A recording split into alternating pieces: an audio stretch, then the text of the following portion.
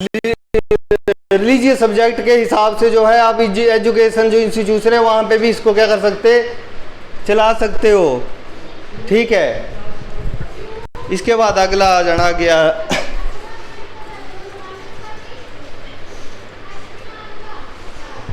ठीक है, इसके बाद लिखना अगला article.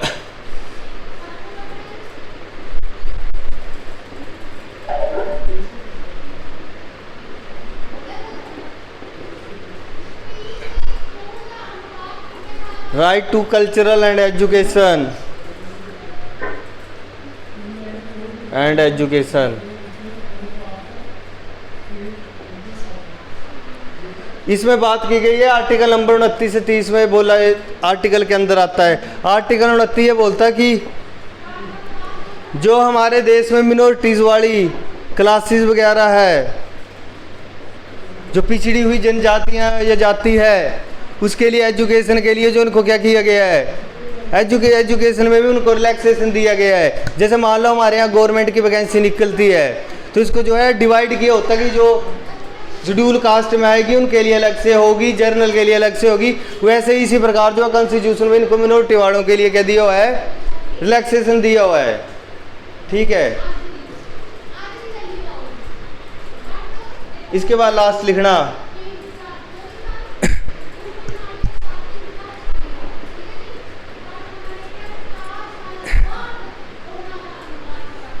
Right of minorities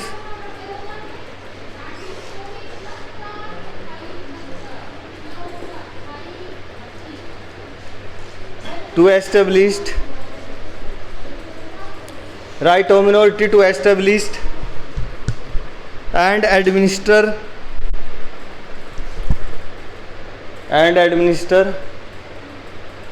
to education institution।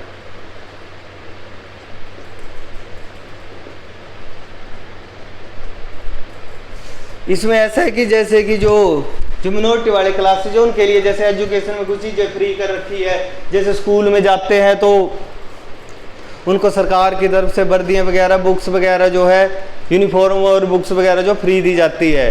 तो किस आर्टिकल के तहत थी, आर्टिकल 30 में जो है राइट ऑफ किससे बिलोंग करते, कल्चरल एंड एजुकेशन से बिलोंग करते। एक इसके बाद हमारे पास एक और राइट होता था प्रॉपर्टी का, उसको जो है अभी डिलीट कर दिया गया है। अब हमारे पास जो इस वक्त जो हमारे मौलिक अधिकार है वो 6 रहते हैं। अब इसके बाद आता है लास्ट जो बिलोंग करेगा आर्टिकल नंबर जो है आपका 32 से, जिसमें आएगा राइट ऑफ कॉन्स्टिट्यूशनल रेमेडीज।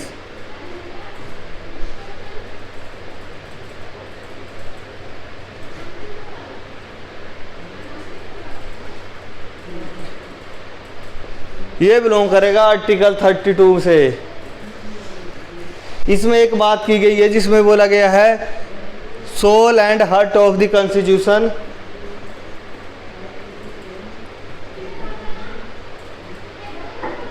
इसमें जो soul and heart of the constitution जो बताया गया है वो बताया गया है भीमराव अंबेडकर को।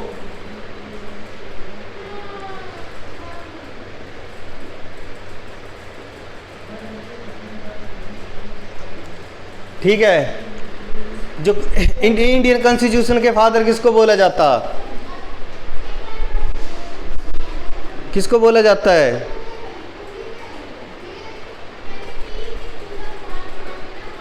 भीमराव अंबेडकर को। ठीक है, डॉक्टर भीमराव अंबेडकर। अब इसके बाद हम स्टार्ट करेंगे अमेंडमेंट।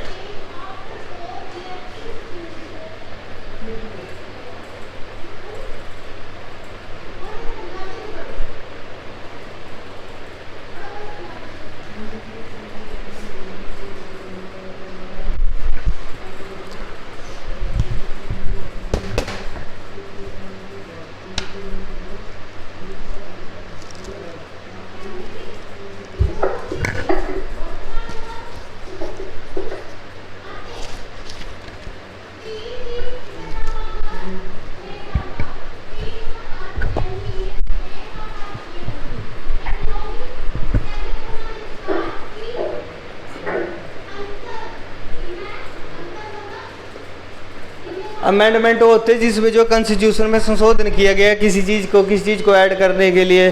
ठीक है, जो फर्स्ट अमेंडमेंट हुआ था वो कब हुआ था?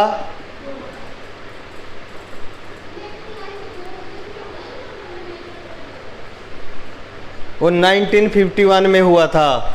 इसके तहत जो है मैंने 9 शेड्यूल को इसके तहत जो है 9 शेड्यूल को ऐड किया गया था, जिसमें क्या बात की गई थी?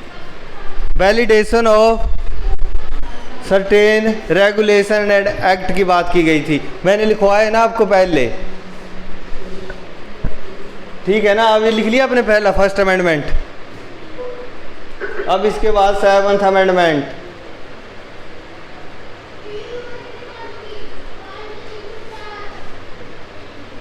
सेवन्थ अमेंडमेंट जो हुआ था 1956 में हुआ था। किस चीज़ के लिए हुआ था ये?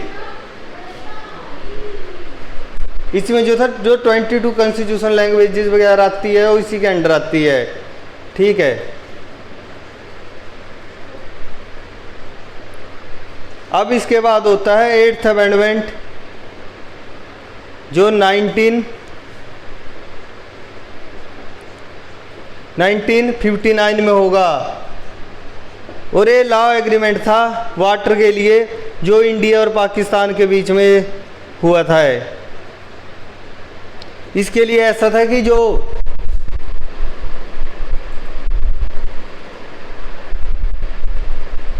यहाँ पे जो रिवर है ऊपर जो इंडस रिवर है, जो ये इसका वाटर था इसके लिए हुआ था। ये जो इंडस रिवर है, इंडस रिवर निकलती है बुखारचू ग्लेशियर से, तिब्बत से। अब जो ये रिवर आएगी तो इसकी कुछ ट्रिब्यूटरियाँ थी, जैसे इंडस खुद होगी, झेलम, चिनाब, और दूसरी साइड इसकी थी रावी, ब्यास, सतलुज।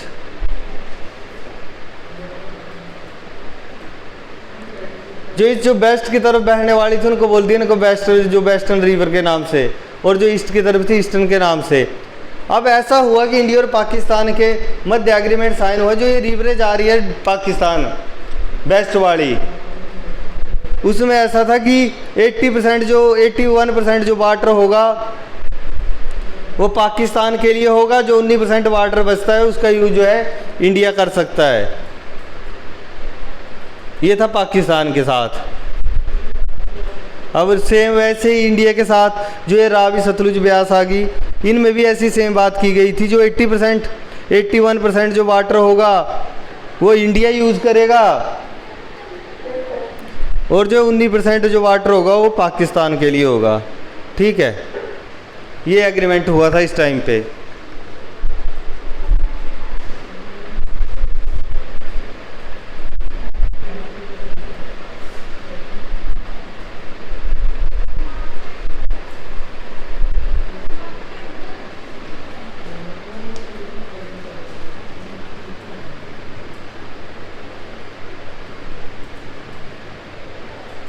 इसके बाद लिखना 10th अमेंडमेंट 1960।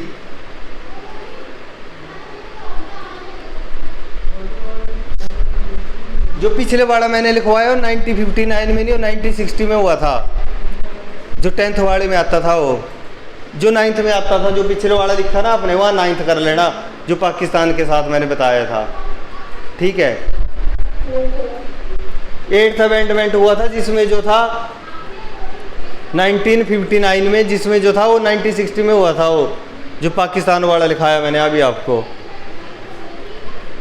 इसमें जो था SC ST को जो रिजर्वेशन दी गई थी 10 ईयर की, उसके बारे में था ये। ठीक है, अब 10th अमेंडमेंट करना।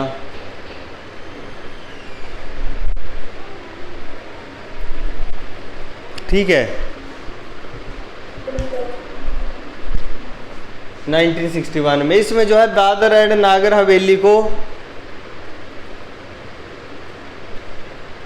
यूटी बनाया गया था। ठीक है,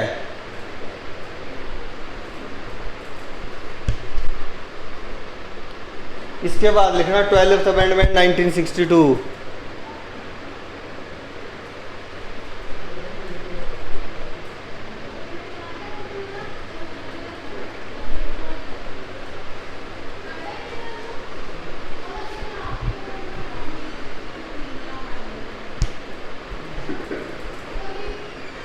इसमें जो था गोवा, दमन एंड दीव को जो है यूटी बनाया गया था। ठीक है, हो गया।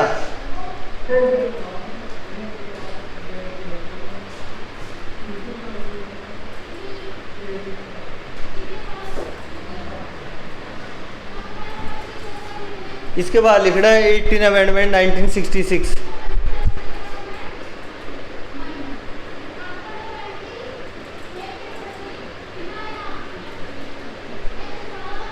जो 18 अमेंडमेंट 1966 हुआ था उस टाइम हरियाणा, चंडीगढ़ को यूटी, हरियाणा और उसको पंजाब को स्टेट बनाया गया था। ठीक है, ये कब बनी थी? 1966 में।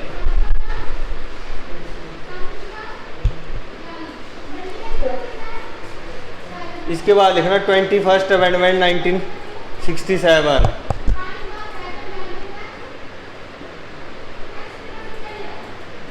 इसमें जो है सिंधी लैंग्वेज को कॉन्स्टिट्यूशनल लैंग्वेज बनाया गया था, 15 कॉन्स्टिट्यूशनल लैंग्वेज।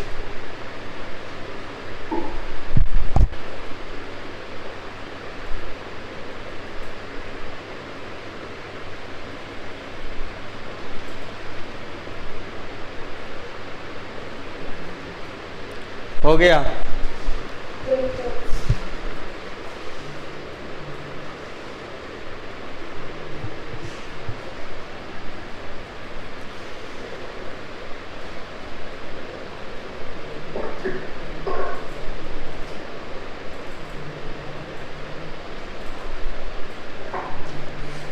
इसके बाद लिखना 42nd अमेंडमेंट 1976।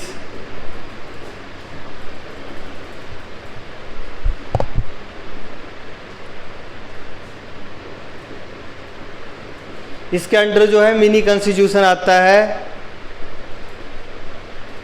और फंडामेंटल ड्यूटीज़। इसके लिए जो संशोधन हुआ था 1970 42nd अमेंडमेंट, और इसमें जो है फंडामेंटल ड्यूटीज़ आती है हमारी, जो 11 हमारी फंडामेंटल ड्यूटीज़ है। ठीक है, लिख लिया? ठीक है,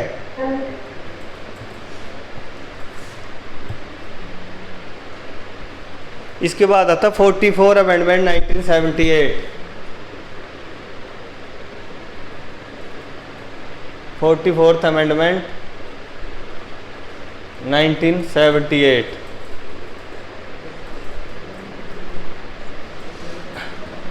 इसमें जो था हमारा आता है जो राइट ऑफ प्रॉपर्टी को डिलीट किया गया था, तो इसी अमेंडमेंट के तहत जो है राइट टू प्रॉपर्टी को डिलीट किया गया था।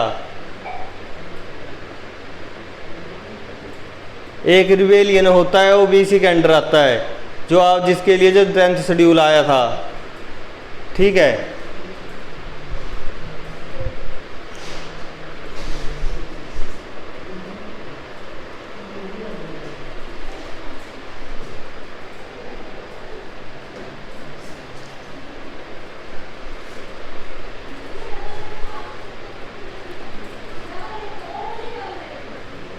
इसके बाद आएगा 61st अमेंडमेंट 1969।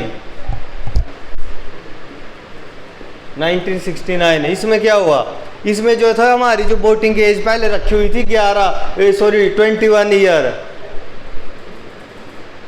और इसको जो है घटा के कितना कर दिया गया है 18 ईयर। जो आज भी हम वोट का जो अधिकार है हमारे पास, जो 18 साल का हो जाता है वो वोट का डालने का उसको क्या है अधिकार है।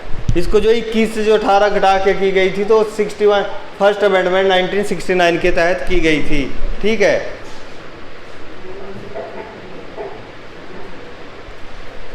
हो गया। इसके बाद आगे चलना, इसके बाद आता है 73 अमेंडमेंट 1992।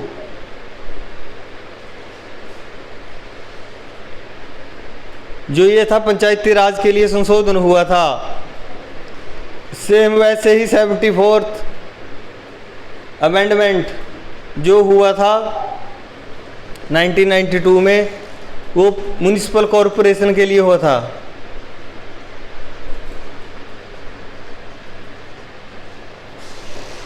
ठीक है।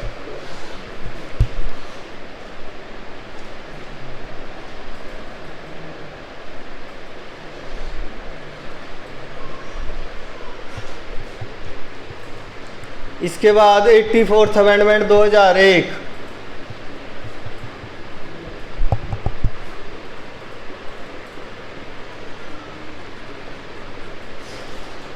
इसमें जो है हमारी लोकसभा की सीटें, लोकसभा सीट और स्टेट असेंबली की जो सीटें हैं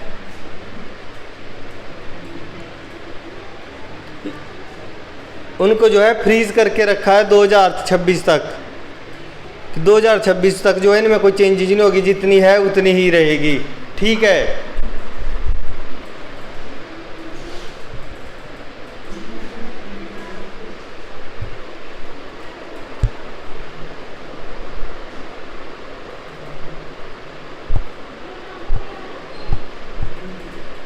हो गया, हो गया। इसके बाद लिखना 100th अमेंडमेंट 2015।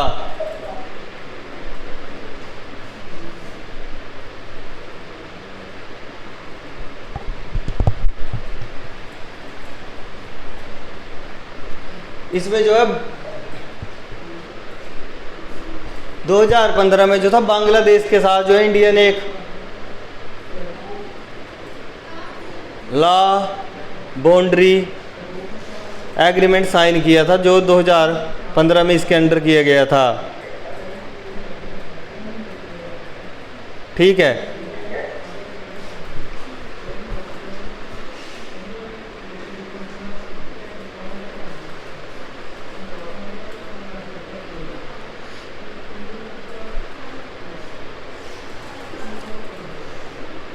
लिख लिया यहाँ तक, हो गया।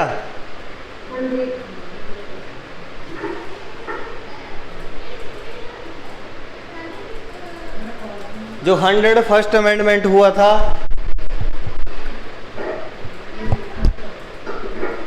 अमेंडमेंट जो हुआ था वो 2016 में हुआ था, जिसके अंतर्गत जो है हमने जीएसटी लेके आए थे, गुड सर्विस टैक्स, जो इसी के तहत जो था ऐड किया गया था, ठीक है।